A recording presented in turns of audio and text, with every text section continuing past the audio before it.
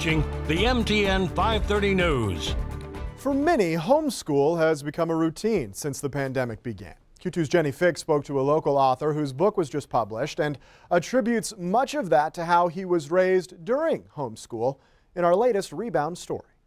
First-time author but longtime storyteller Tim Gilgy shares tales of his childhood with homeschool, siblings, and mischief in his book, Snakecicles. We were gathered around for my sister's wedding, and we just started telling stories, and we must have laughed for 2 hours. And I had so many of these moments where someone would remember half a story, or someone would not quite remember the details, and it filled me with sadness, because already we were losing some of the best stories. Now, he refuses to let those stories die. Snakecicles is a series of campfire-style stories from growing up with the world as his classroom. But one of the beautiful things about homeschooling is it lets you teach your children what you think is important. I was able to get through a lot of life's lessons that way very early. My parents taught me a lot of hard life lessons right off the bat.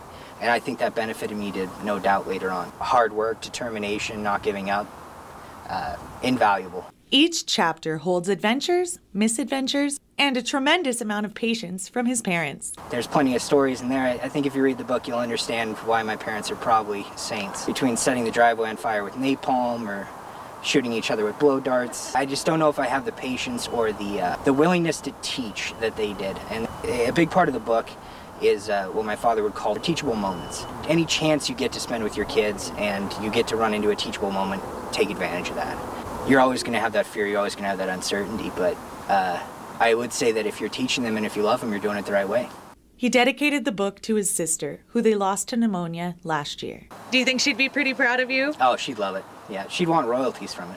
Spoiler alert, one theme runs through the entire book: family. You know, I remember quite a few times my dad reading me stories going to bed, Patrick McManus or Dr. Seuss, McGilligut's Pool, and I just remember those were some big moments, so I wanted to give that to the next generation. In these trying times, the more time you can spend with family, the more time you can, tell family stories, the better.